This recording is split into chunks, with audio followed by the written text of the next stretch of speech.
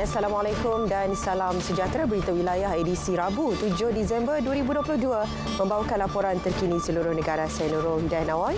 Kita ikuti paparan utama petang ini.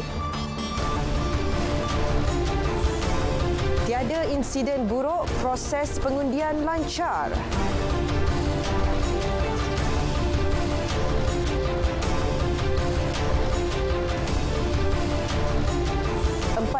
Buki judi bola sepak Piala Dunia ditahan.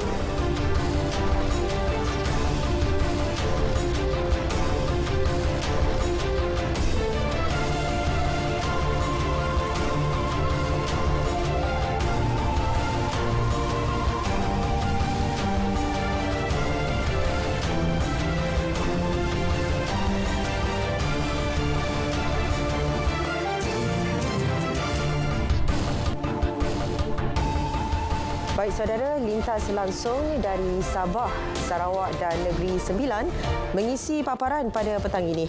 Terus setia 1 jam dalam berita wilayah.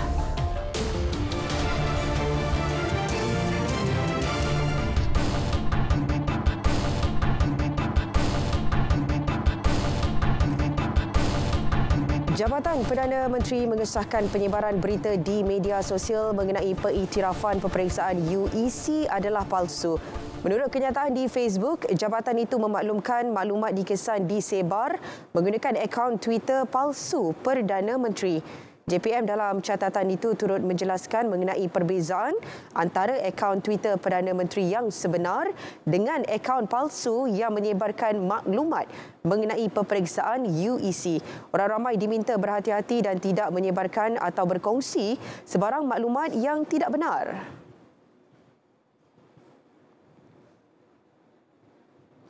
Calon yang menarik diri atau memberi laluan kepada calon parti lain pada pilihan raya Parlimen Padang Serai dan Dun Tioman akan tetap diumum sebagai pemenang sekiranya memperolehi undi tertinggi. Pengerusi Suruhanjaya Pilihan Raya SPR Tan Sri Abdul Ghani Saleh berkata ini kerana kesemua calon sedia ada telah disahkan layak bertanding pada hari penamaan calon.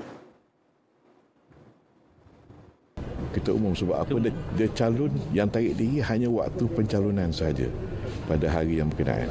Jadi selepas pukul 10 dah tak boleh lah. Jadi maknanya walaupun dia tarik diri, kalau dia menang juga kita umum lah. Itu pulang. Sah bertanding. Pasal dia disahkan bertanding. Dan layak. Beliau ditemui pemberita selepas meninjau proses pengundian di pusat mengundi di Sekolah Menengah Kebangsaan Sultan Badli Shah Kulim.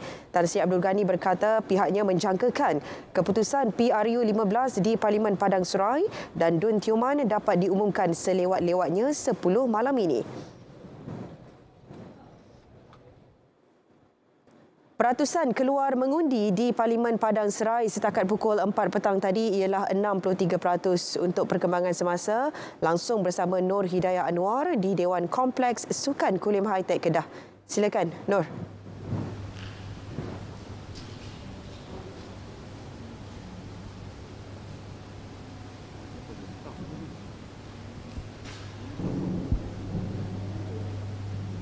Baik, silakan. Masuk studio.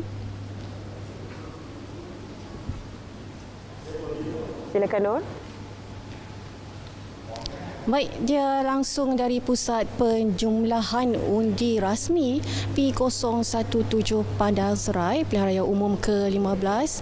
Kawasan ini yang tertangguh berikutan kematian calon Pakatan Harapan M. Karupayah pada 16 November lalu diadakan pada hari ini serentak dengan Dun Tioman. Jadi di sini sebenarnya proses pengundian bagi parlimen ini berjalan lancar sejak pusat pengundian dibuka pada pukul 8 pagi tadi dan tinggal kurang dari sejam pusat pengundian dibuka dan orang ramai yang pengundi berdaftar di kawasan ini masih berpeluang untuk menunaikan tanggungjawab masing-masing bagi mengundi di pusat-pusat mengundi yang terdapat di parlimen ini. Jadi untuk pengetahuan anda, terdapat 46 pusat mengundi dan 230 tempat mengundi atau saluran bagi proses hari ini itu melibatkan 132,955 orang pengundi berdaftar.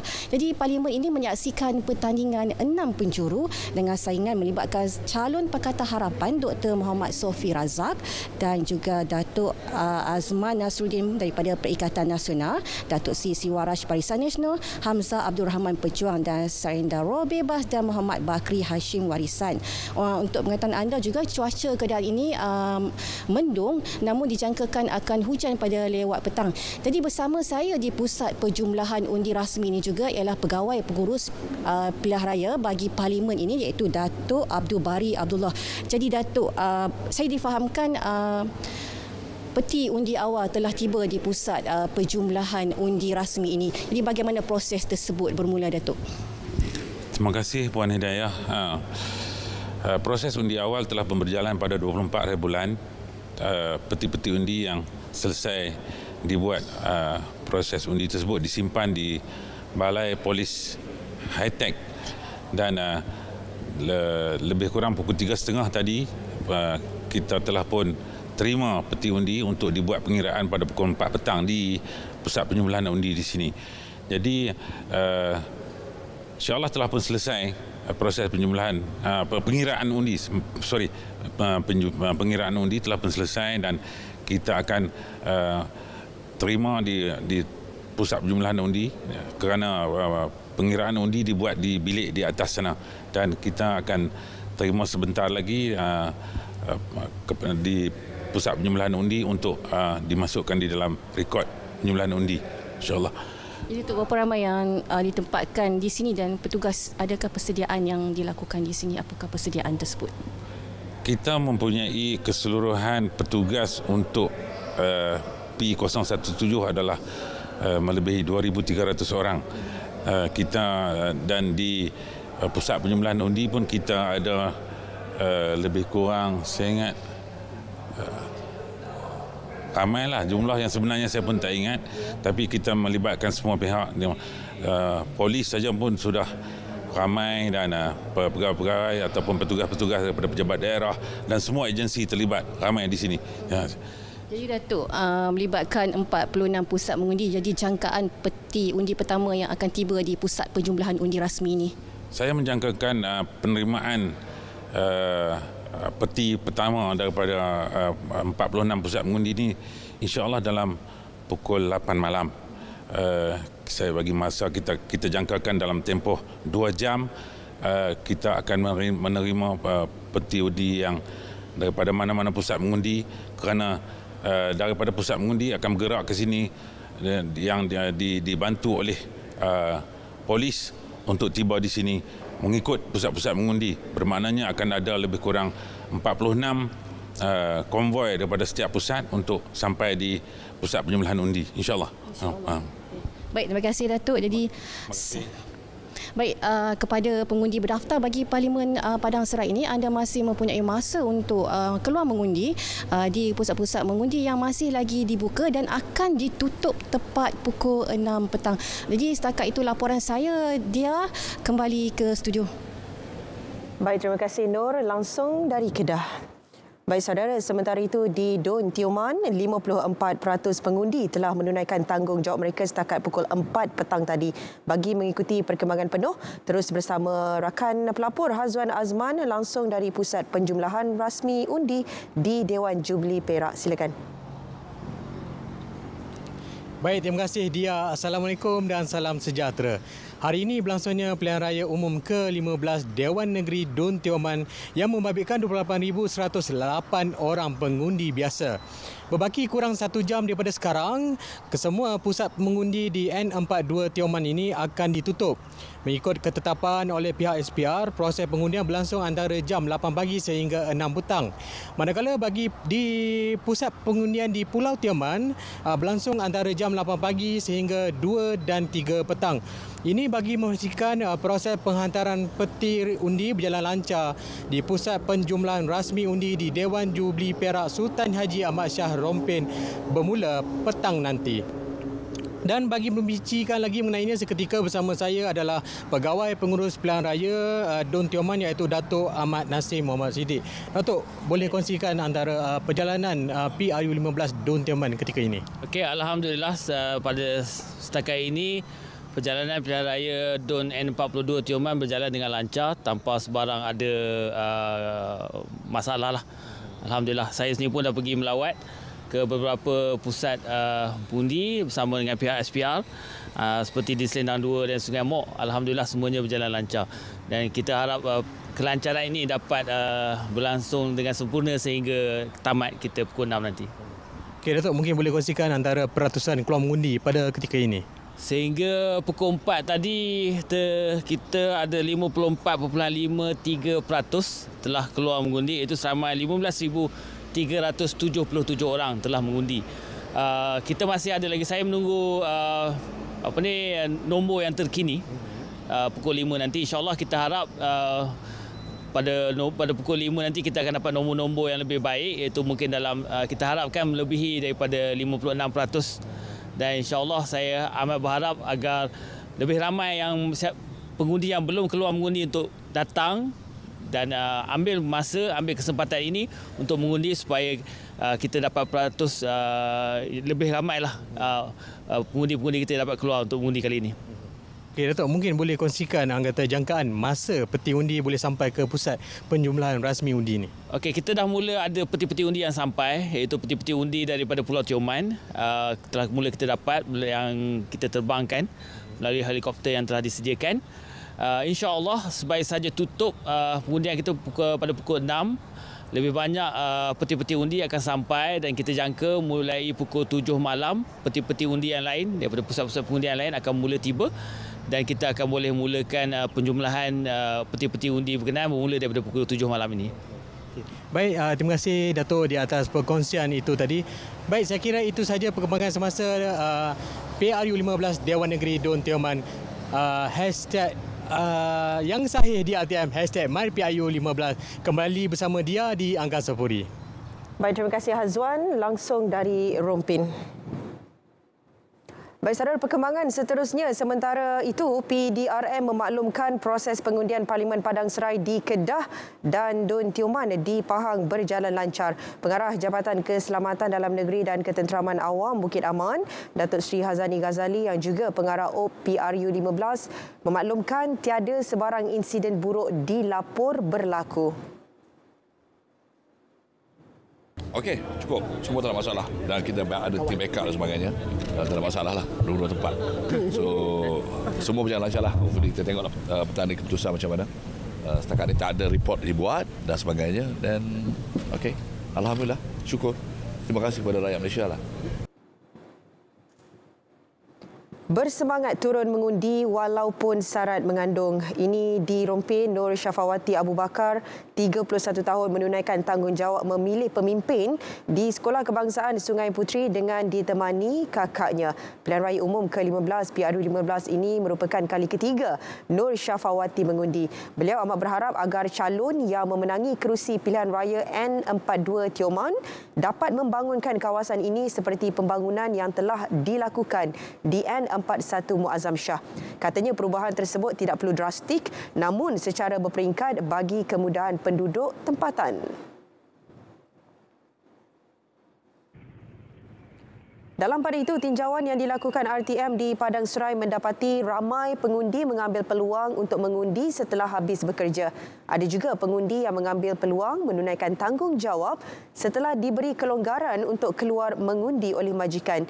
Di Pusat Mengundi Sekolah Kebangsaan Permatang Tok Dik, lebih separuh daripada 2,826 daftar pemilih sudah mengundi.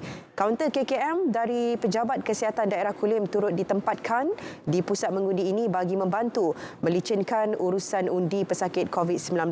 Namun tiada pesakit COVID direkodkan sepanjang tempoh mengundi di sini. Keputusan kerajaan mengimbangi monopoli import beras termasuk sumbangan 60 juta ringgit kepada pesawah padi disambut baik. Bagaimanapun mereka berharap agihan dapat diberi kepada yang benar-benar layak.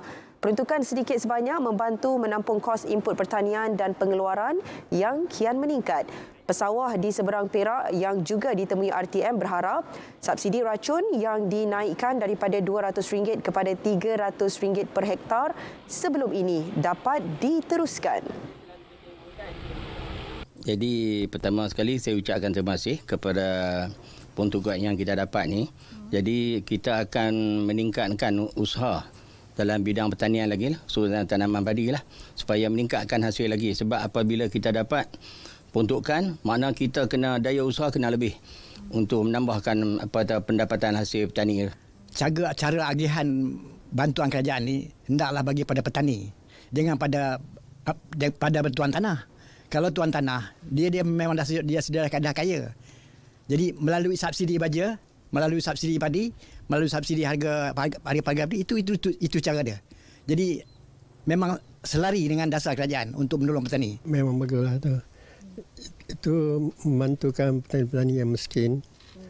Selama ni kami tunggu tu tak. Lagipun kami buat benda ni macam-macam masalah. Pada musuh serangga, dengan tikusnya, dengan upah-upahnya yang mahal, dengan harga-harga racun yang meningkat. Dengan tu kami ringanlah sikit. Ya, kalau dapatnya setiap musim tak apa. Saya baik. Kalau boleh, kalau 10 juta, kalau boleh lebihkan lagi, lebihkan lagi lah. Sebab petani-petani ni tak semuanya orang senang. Satu lagi kos-kos racun, kos-kos nak jadikan padi, jadikan beras tu bukan sikit, banyak. Sehingga kini jumlah keluasan kawasan tanaman padi di seberang Perak sebanyak 8,533 hektar membabitkan 3,612 pesawah berdaftar di Pertubuhan Peladang Kawasan PPK seberang Perak. Purata hasil pengeluaran antara 4 hingga 4.5 tan per hektar semusim. Pemberian RM60 juta turut disambut gembira pesawah di Perlis. Mereka akui sumbangan secara tidak langsung dapat meringankan kos yang tidak menentu akibat perubahan cuaca. Menurut pesawah, sumbangan membantu mereka menghadapi kenaikan harga input pertanian, kos jentera membajak dan menuai. Mereka juga berdepan masalah penurunan hasil padi akibat faktor cuaca. Kalau nak kira tu, traktor 130, ni mesin padi 130. Traktor 80, mana siap sampai boleh menabung 240. Campur dah 500 lebih kan. Lepas tu kos mengupah pula. Benih hatu jiput pula tu. Ui, panjang traktor. Kita akan habis 900. Dalam salung tu. RM900. Bukan kata rugi. Lebih tak banyak mana. Tapi ada lah kelebihan tu kalau gantung pada padi elok. Kalau padi sakit pula, habuk. Kalau macam musim lepas macam mana? Atas lain ni elok, orang kata untung sikit je. Atas lain ni. Rugi dah. Oh, memang tak cukup. Itu cara memang tak cukup. Kita nak nilai balik. Untung dalam RM400. RM400 je. Tu je. Bantuan ni memang sangat memerlukan untuk petani ya. Sebab kalau macam musim padi turun pun memang tak boleh nak ambil. Ni macam petok ni pun. Hak trip lepas memang tak boleh ambil. Turun pun lekat, naik saja. Lepas tu untuk musim depan kalau tak ada bantuan juga memang tinggal ni pun tuan dia sewa dekat online pula untuk petak ni. Sewa dekat owner traktor pula. Tak lepas nak bayar traktor apa tak boleh. Nak bagi tambah pendapatan pesawah-pesawah ni atau petani-petani ni kena dibagi bentuk bantuan cara peladangan lah bagi saya kan, buat cara perkumpulan dibantu oleh pihak kerajaan dan benar serta agensi-agensi pertanian yang ada kan untuk bagi menambahkan hasil pendapatan. Kalau setakat bantuan saja saya jangkau kan macam jadi selalu cara one off jadi macam selalu tak ada perubahan lah pada petani-petani. Mereka berharap tiada pesawah yang tercicir daripada menerima sumbangan itu nanti. Nada sama disuarakan pesawah di Selangor. Mereka akui peruntukan RM60 juta itu memberi makna besar buat mereka. Samsia Samsi yang membuat tinjauan di Skincan ada laporannya. Rata-rata pesawah di Parit 10 Kampung Pasir Panjang Skincan gembira dengan keputusan itu. Menurut mereka, bantuan dapat mengurangkan beban yang dihadapi akibat kenaikan kos. Alhamdulillah sangat-sangat. Sebab sekarang ni pun kalau nak kira kita punya kos untuk menyelenggarakan sawah memang agak tinggi. Beban daripada kenaikan harga baja, harga apa ni nama racun rumpai, input pertanian lah. Dan harga padi pun nampaknya statik daripada dulu kan. Tapi kalau dapat yang bantuan ni memang alhamdulillah lah, dapat membantu sikit-sikit lah. Belum ni petani banyak mengalami masalah-masalah seperti kenaikan input pertanian yang bukan 100%, mungkin hampir mencecah 200% oleh kerana keadaan ekonomi yang tidak stabil dan kejatuhan ringgit Malaysia ya. Justru saya rasa peruntukan ni dapatlah sedikit sebanyak meringankan beban para petani untuk menyara tanggungan keluarga masing-masing dan untuk keperluan membeli barangan input pertanian yang diperlukanlah untuk keadaan di sawah padi. Mereka turut berharap dana berkenaan dapat diteruskan pada masa hadapan. Kalau nak ikut keadaan harga padi sekarang apa semua memang tak cukup. Kalau ada dana ni, insya-Allah petani boleh hidup lagi selama ni. Untuk masa yang akan datang diteruskanlah dana yang ada ni, kalau boleh dilebihkan lagi sikit untuk masa-masa yang akan datanglah. Dengan adanya dana ini, ia dapat memberi manfaat dan kepentingan kepada pesawah demi meningkatkan taraf hidup mereka. Samsia Samsi, RTM. Baik saudara, seterusnya kita ikuti perkembangan cuaca semasa di seluruh negara bersama Pegawai Met Malaysia Atika Marzia Mokhtar. Silakan Atika. Assalamualaikum dan salam sejahtera. Kembali bersama Jabatan Meteorologi Malaysia pada petang ini untuk perkembangan cuaca yang terkini. Angin timuran kencang yang ketika ini bertumpu di sekitar bahagian pantai timur Semenanjung sedikit sebanyak telah memberikan potensi keadaan hujan lebat berterusan untuk berlaku di sekitar kawasan yang tersebut. Justru itu, Jabatan Meteorologi Malaysia telah mengeluarkan amaran cuaca peringkat waspada khususnya bagi negeri Kelantan dan juga Terengganu, kecuali melibatkan jajahan Gua Musang yang dijangkakan boleh berterusan sehingga 9 Disember nanti. Dan sepanjang tempoh amaran ini berkuat kuasa, kawasan yang terbabit berpotensi untuk menerima keadaan hujan lebat berterusan yang secara amnya boleh memberikan potensi untuk banjir berlaku di kawasan yang tersebut. Oleh itu, orang awam di kawasan yang terlibat diminta untuk lebih berhati-hati dan juga sentiasa peka dengan segala amaran cuaca yang dikeluarkan oleh Jabatan Meteorologi Malaysia. Selain itu, Jabatan Meteorologi Malaysia turut telah mengeluarkan amaran angin kencang dan juga laut bergelora kategori pertama dan juga kedua dijangkakan akan berkuat kuasa sehingga 12 Disember nanti melibatkan kawasan perairan Kondor, Reef North, layang-layang Palawan dan juga Labuan seperti yang telah ditandakan dengan warna kuning dan juga jingga ini. Dan sepanjang tempoh amaran ini berkuat kuasa, keadaan perairan ini adalah berbahaya untuk semua aktiviti perkapalan dan juga pantai, termasuklah bot-bot kecil, sukan serta rekreasi laut. Merujuk pada paparan imej kamera radar semasa pula, diperhatikan keadaan hujan lebat masih lagi sedang berlaku sejak dari lewat malam tadi melibatkan negeri Kelantan dan juga Terengganu, terutamanya di sekitar daerah-daerah di kawasan pesiran pantai negeri terbabit yang dijangkakan masih lagi boleh berterusan untuk sepanjang hari ini. Selain itu, keadaan hujan lebat beserta rebut petir turut dicerap sedang berlaku di negeri Kedah, Perak, pedalaman negeri Selangor Negeri Sembilan dan juga Pahang serta Johor. Dijangkakan keadaan cuaca lembap ini masih lagi boleh berterusan sehingga ke malam nanti. Untuk negeri Sabah dan juga Sarawak pula, keadaan cuaca lembap hanyalah tertumpu di sekitar bahagian tengah dan juga pedalaman negeri Sarawak serta melibatkan bahagian pantai barat dan juga sandakan negeri Sabah yang dijangkakan akan beransur reda dalam tempoh 2 ke 3 jam sahaja lagi.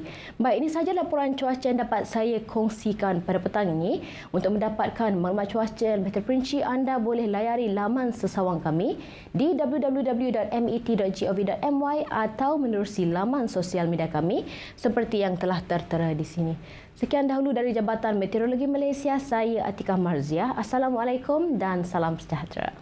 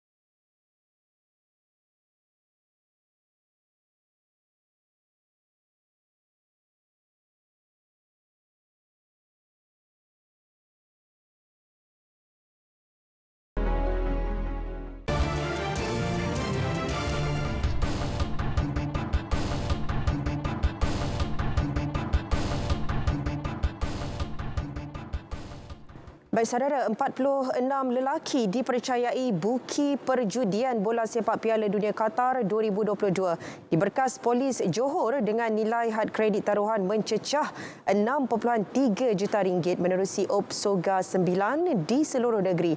Ketua Polis Johor, Datuk Kamarul Zaman Mamat memberitahu tangkapan dibuat dari 21 November sehingga semalam. Kesemua suspek yang berusia 18 hingga 72 tahun itu ditahan hasil 45 serbuan. Turut dirampas wang tunai berjumlah RM34,303 selain 48 unit telefon bimbit dan buku catatan pertaruhan Piala Dunia. Kes disiasat mengikut Akta Pertaruhan 1953.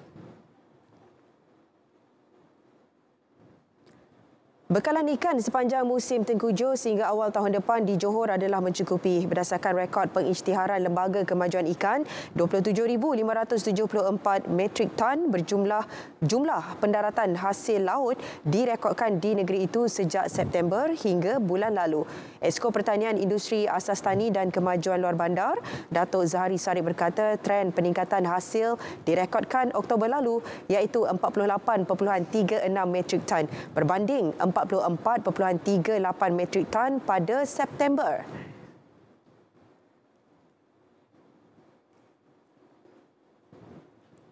Ikan setakat rekod yang mereka perolehi berpandukan kepada permintaan pada musim-musim lepas mencukupi dan jumlah tangkapan atau pendaratan ikan juga walaupun agak menurun untuk bulan 11 dan 12 ini tetapi pada jangkaan mereka mencukupi untuk bulan monsun termasuk juga mungkin awal tahun hadapan.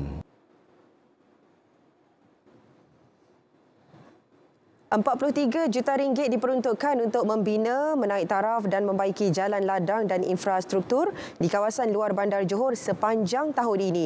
31.45 juta ringgit daripadanya disediakan Jabatan Pengairan dan Saliran Johor, manakala 12.18 juta ringgit lagi daripada Kementerian Pembangunan Luar Bandar. Esko Pertanian, Industri Asas Tani dan Kemajuan Luar Bandar Negeri, Datuk Zahari Sarip berkata, inisiatif berkenaan memberi banyak manfaat khususnya kepada golongan pengusaha ladang, penternak dan petani. Jalan-jalan ini ialah jalan penghubung jalan perhubungan desa yang di-upgrade daripada keesyaran kepada premix dan juga yang kita naik taraf. Manakala jalan luar bandar atau jalan pertanian dibina secara keesyaran. Yang ini untuk memudahkan petani atau pekebun mengeluarkan hasil pertanian mereka. Selain infrastruktur berkaitan jalan, 1.25 juta ringgit turut dibelanjakan bagi melaksanakan 14 projek penyelenggaraan sistem saliran dan sungai bagi tujuan pertanian. Beliau berkata demikian selepas persidangan Dewan Negeri Johor di Iskandar Puteri. Penduduk dinasihat sentiasa peka dengan arahan pihak berkuasa dan agensi terlibat semasa banjir, termasuk Angkatan Pertahanan Awam Malaysia APM. Ini bagi memastikan tiada sebarang perkara tidak diingini berlaku dan memudahkan operasi menyelamat. Perinciannya kita langsung ke Negeri Sembilan bersama Amir Ashraf Rosidan. Teruskan, Amir. Baik, terima kasih. Pegawai dan anggota Angkatan Pertahanan Awam Malaysia APM mempunyai kuasa untuk mengarahkan penduduk terjejas banjir berpindah ke pusat pemindahan sementara jika perlu. Pengarah APM Negeri Sembilan, Lieutenant Colonel PA Muhammad Nazri Meskam menjelaskan, perkara itu tertakluk Seksyen 4C Akta Angkatan Pertahanan Awam Malaysia 1951 atau Akta 221. Kami pun ambil kesempatan ini untuk memaklumkan kepada orang awam bahawa kita sedang memberitahu berkenaan Akta Pertahanan Awam yang di mana dalam akta itu kita ada satu klausa di bawah Seksyen 4C menyatakan bahawa boleh Angkatan Pertahanan Awam dan anggota dan pegawai boleh mengarahkan orang awam untuk keluar daripada rumah lah, sebab ada yang bila berlaku kes kita orang awam tu tidak berlaku, tak nak keluar dan sebagainya, dan akhirnya nanti bila dah keadaan makin teruk akan menyusahkan banyak pihak. Beliau yang ditemui di Seremban turut memaklumkan seramai 1,135 anggota APM Negeri Sembilan siap siaga menghadapi banjir pada monsun timur laut yang dijangka berlarutan hingga Mac tahun hadapan. Seramai 472 veteran Angkatan Tentera Malaysia ATM menerima pingat jasa Malaysia PJM atas sumbangan dan khidmat mereka dalam operasi menentang Parti Komunis Malaya. Penerima merupakan mereka yang telah berkhidmat dalam operasi menentang Parti Komunis Malaya dari 1 Januari 1969 sehingga 2 Disember 1989 serta pasukan Komunis Kalimantan Utara dari 1 Januari 1969 sehingga 17 Oktober 1990. Panglima Tentera Darat Jeneral Tan Sri Zamrus Muhammad Zain berkata, penganugerahan pingat PJM merupakan inisiatif strategi pengiktirafan jasa pejuang dalam Pelan Strategik Kementerian Pertahanan 2021-2025 bagi menghargai jasa veteran ATM. Sesungguhnya pemberian pingat ini merupakan salah satu penghargaan kerajaan terhadap jasa dan bakti yang telah mereka curahkan, terutamanya semasa tempoh darurat kedua, di mana darurat kedua merangkumi tempoh bermula 1 Januari 69 hingga 2 Disember 89 bagi operasi menentang Parti Komunis Malaya, manakala bagi operasi menentang Parti Komunis Kalimantan Utara pula bermula pada 1 Januari 69 dan berakhir pada 17 Oktober tahun 1990. Jadi dengan adanya penganugerah pingat PJM ni, maka seluruh anggota atau bekas tentera merasa berbesar hatilah pada pihak kerajaan kerana mengenang jasa pejuang-pejuang sebagai seorang bekas tentera. Kita terima pingat ni memang Angkatan Tentera beri, memang kita rasa bangga dan berterima kasih kepada Angkatan Tentera. Kes keganasan rumah tangga di Negeri Sembilan menunjukkan penurunan tahun ini berbanding 2 tahun pertama negara berdepan COVID-19. Setakat Oktober lalu, 136 direkodkan berbanding 205 dan 198 kes masing-masing pada 2020 dan 2021. Exco Hal Ehwal Wanita, Keluarga dan Kebajikan Negeri, Nicole Tan Lee Kun memaklumkan statistik polis Diraja Malaysia menunjukkan berlaku peningkatan kes dari 2018 hingga 2021. Beliau pada masa sama menegaskan isu keganasan terhadap wanita perlu ditangani dengan lebih serius. Signifikannya adalah kita ingin memulakan dan mengekalkan perbualan tentang betapa buruknya kesan keganasan terhadap wanita, terhadap Malaysia, terhadap negeri kita yang tersayang. Sekian paparan dari Negeri Sembilan, kembali ke Angkasa Puri, Kota Media. Baik, terima kasih Amir, langsung dari Negeri Sembilan. Baik saudara, kita ke perkembangan sukan. Keputusan untuk terus bersama Negeri Sembilan FC musim ini memberikan makna yang besar buat pemain sayap Sean Eugene Selvaraj. Ini berikutan perjalanan keriernya yang kembali pulih selepas berjaya mendapatkan lebih banyak minit permainan. Sean akui berpuas hati kerana mampu membantu skuad Hobin Jang Hobin menamatkan musim 2022 di tahap membanggakan apabila menduduki tempat keempat Liga Super. Dia berharap mampu meletakkan pasukan itu di tahap lebih baik musim depan jika khidmatnya masih diperlukan. Sepanjang musim ini, Sean bermain dalam 13 perlawanan untuk Negeri Sembilan dengan 2 daripadanya bermula dalam kesebelasan utama. Pemain berusia 26 tahun ini menjaringkan 3 gol buat Negeri Sembilan. Menyentuh tahap kecederaan, Sean yang terlepas saingan Piala Malaysia akibat kecederaan di lutut berkata dia hampir pulih dan boleh menjalani latihan sebaik musim baharu bermula.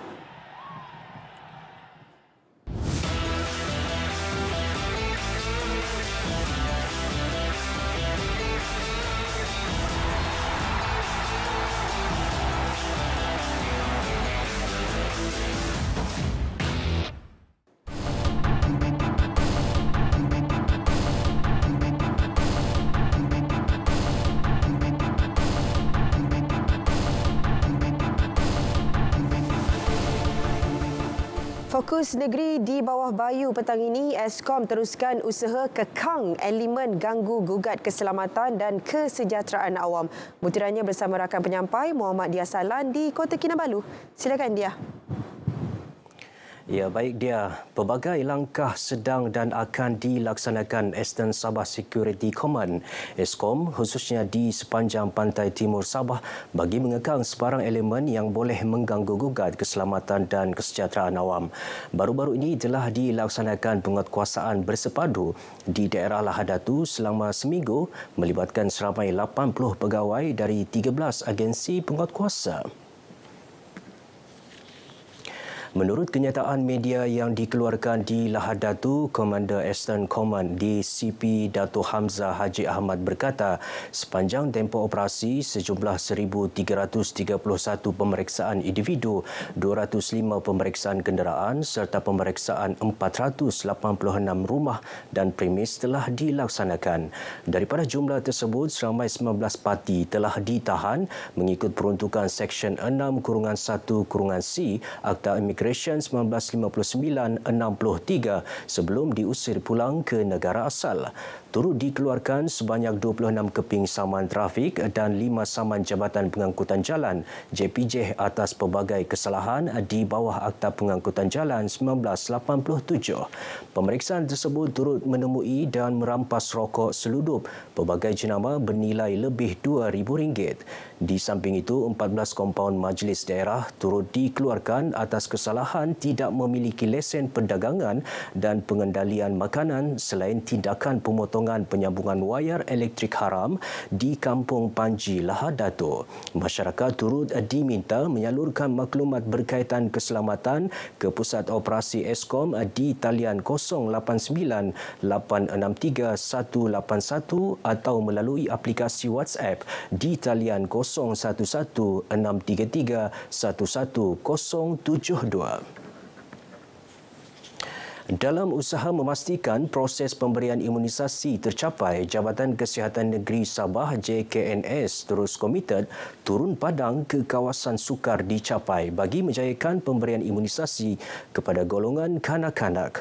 Langkah berkenaan didapati amat berkesan untuk melindungi kanak-kanak terutamanya dari jangkitan penyakit yang boleh dicegah melalui imunisasi.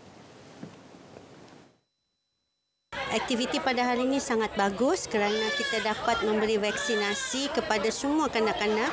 Jadi kita dapat mencegah penyakit berjangkit seperti measles, rubella, pertussis dan sebagainya. Dan kami akan cuba cover untuk lebih banyak lagi tempat-tempat di pendalaman supaya kita dapat cegah berlaku jangkitan wabak-wabak ini. Beliau berkata demikian di Nabawan. Katanya usaha pemberian vaksin dalam kalangan bayi dan kanak-kanak di kawasan sukar dicapai ini mampu menyelamatkan lebih banyak nyawa sekaligus meningkatkan bilangan penduduk di kawasan terpencil.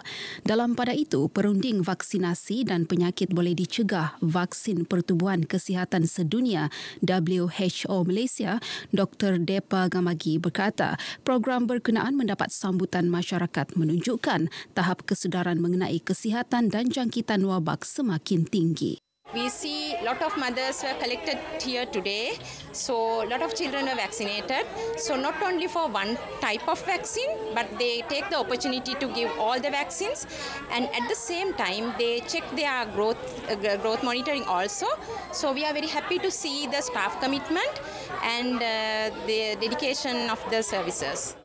Sementara itu, mewakili suara di kawasan ladang dilawati, Celestine Sitilis menzahirkan terima kasih kepada Kementerian Kesihatan Malaysia, KKM dan WHO atas inisiatif membantu memudahkan penduduk di kawasan luar bandar mendapatkan vaksin. Kami sangat berterima kasih kepada pihak-pihak kerajaan ini yang telah sudi datang ke tempat kami untuk memberikan suntikan imunisasi kepada kanak-kanak.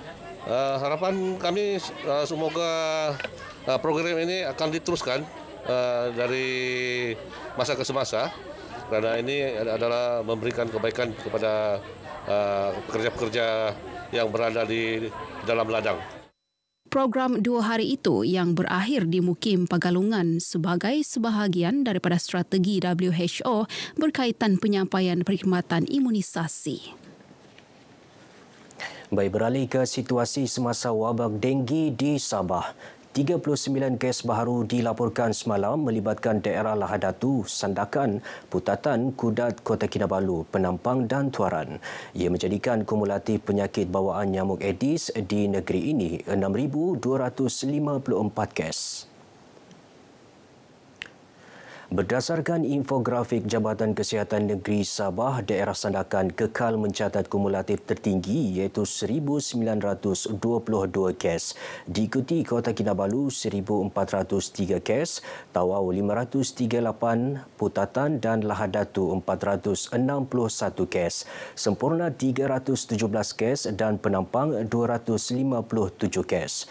78 wabak aktif dikesan di 9 daerah di negeri ini dengan 13 lokaliti hotspot di Sandakan, 6 di Kota Kinabalu serta masing-masing 1 lokaliti di Tawau dan Lahadatu.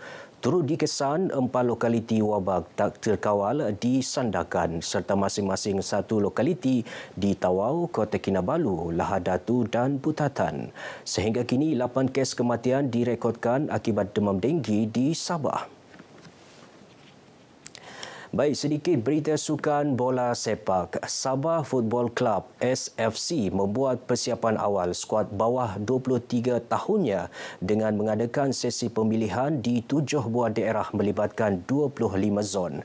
Antara daerah terlibat adalah daerah Sepitang, Keningau, Tawau, Sandakan, Ranau, Kudat dan Kota Kinabalu.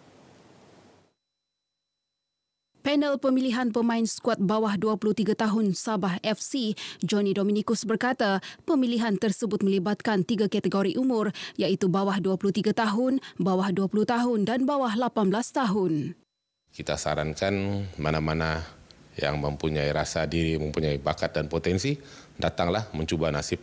Siapa tahu mungkin ada bakat-bakat yang orang bilang bakat-bakat terpendam yang kita tidak nampak selama ini, silalah muncul. Mungkin anda adalah orangnya yang akan mewakili untuk pasukan bawah 23 untuk musim 2023. Semoga kita dapat jumpa pemain-pemain baru yang mungkin kita tidak nampak potensi dia sebelum ini.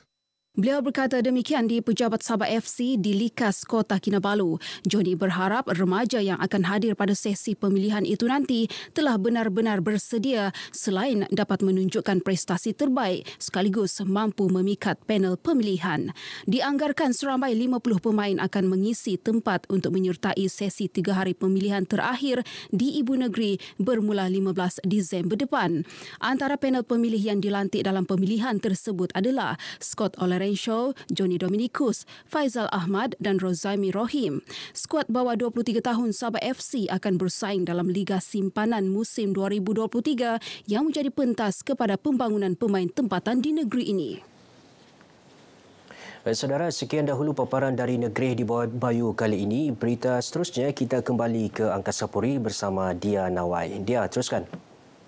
Baik, terima kasih Dia Sahlan langsung dari Sabah.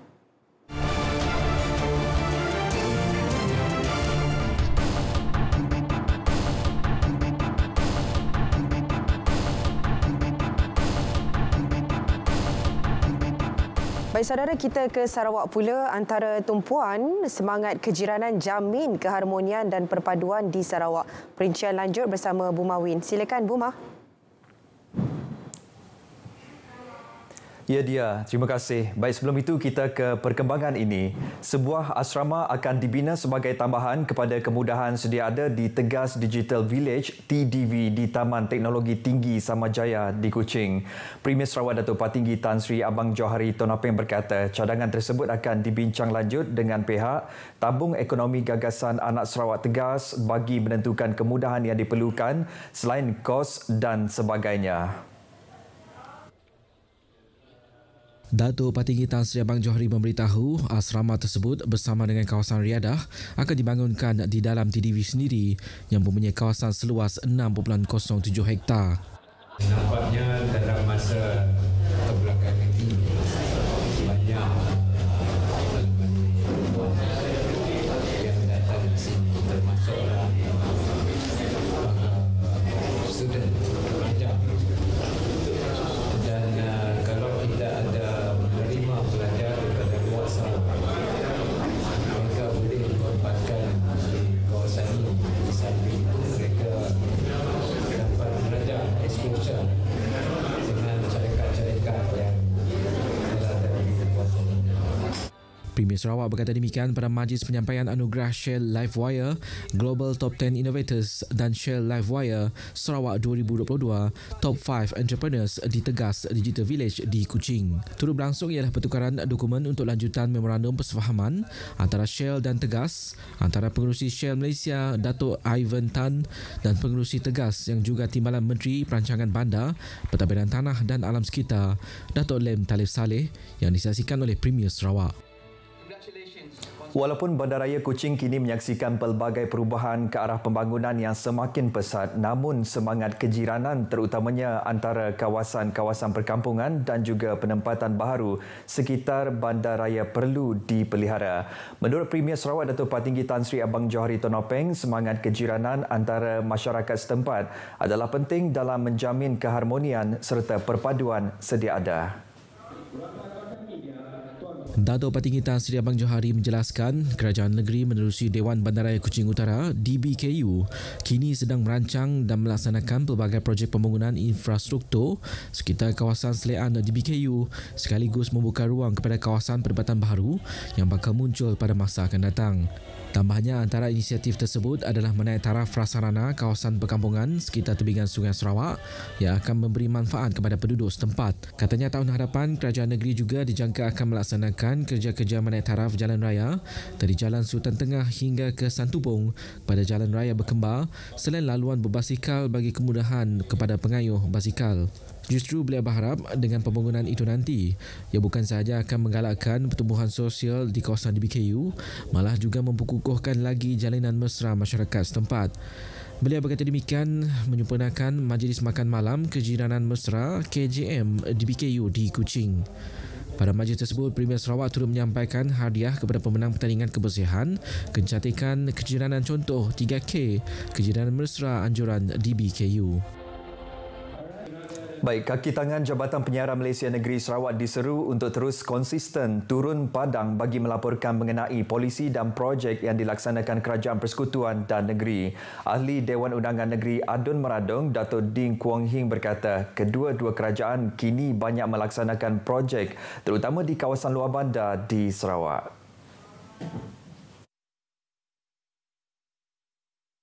Mungkin through radio, if TV is not accessible, through radio, I hope we can disseminate a lot of information regarding the development projects from the government. Berucap pada Majlis Apresiasi Kaki Tangan RTM Sibu, Dato' Ding juga berharap petugas Barisan Hadapan RTM Sibu akan dapat terus memberikan perkhidmatan terbaik kepada masyarakat setempat.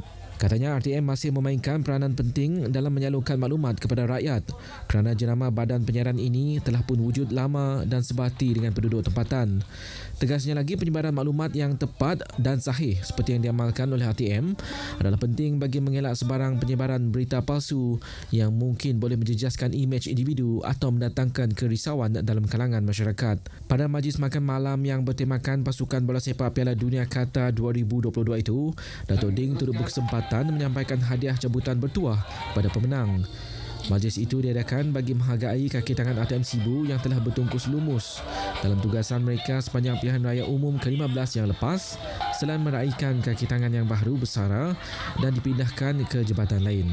Turut hadir pada majlis itu termasuk Pengarah Penyiaran Negeri Sarawak Nasrul Hakim Muhammad Noh dan Pengurus RTM Sibu Valentino Jefferson Munjan dan Barisan Pengurusan Tertinggi RTM Sarawak. Pengamal media di kawasan utara Sarawak diseru untuk terus memperkukuhkan kerjasama baik dengan Petroleum Sarawak Berhad Petros bagi menyebar luas maklumat berkaitan syarikat industri dan gas selain program pembangunan kepada masyarakat. Ketua Hal Ehwal Korporat Petros Azid Alan menyatakan sejak 5 tahun lalu banyak pencapaian membanggakan oleh Petros dan kini pihaknya beralih ke Miri bagi membekal, menjual dan mengedar gas domestik kepada pelanggan di kawasan utara Sarawak. Justru Aziz Alam berharap agar golongan dan dokongan daripada pengamal media untuk bersama-sama dalam aktiviti penganjuran Petros khasnya membabitkan tanggungjawab sosial korporat kepada masyarakat pada masa akan datang. Beliau berucap pada Majlis Petros bersama media di Miri. Pada majlis itu, Setiausaha Persatuan Wartawan Utara Sarawak, Michelle Chu, menyerahkan tanda kasih atas kerjasama kepada Encik Aziz disertai pengamal media serta kaki tangan Petros. Petros yang diberbadankan sejak tahun 2017 merupakan satu entiti yang terlibat dalam industri minyak dan gas selepas syarikat ternama Petronas dan Shell di Sarawak. Baik, saudara, sekian berita dari Sarawak. Kita kembali bersama Dia di Angkasa Puri. Dia, silakan. Baik, terima kasih Buma. Langsung dari Sarawak.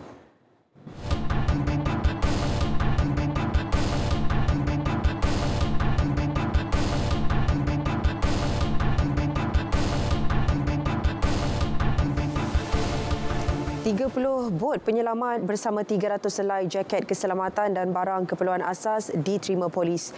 Menurut Ketua Polis Negara Tan Sri Akril Sani Abdullah Sani, sumbangan diberi syarikat kedai Serbeneka 7-Eleven menerusi bantuan misi bencana banjir. Pengarah Keselamatan Dalam Negeri dan Ketenteraman Awam KDNKA Bukit Aman, Datuk Sri Hazani Ghazali yang membacakan teks Ketua Polis Negara memaklumkan sumbangan akan diagih kepada beberapa jabatan, antaranya pasukan Polis Marine dan pasukan Gerakan Am. Menurutnya, sumbangan amat bermakna buat pasukan. Dan cara yang paling efektifnya terhenti setelah COVID-19 melanda.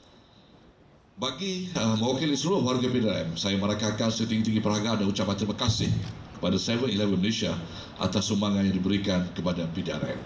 Sesungguhnya, kesediaan pihak 7-Eleven Malaysia menjalankan tanggungjawab sosial dan korporat ini amatlah kami hargai dan perlu dicontohi oleh badan-badan korporat yang lain serta NGO yang berkaitan.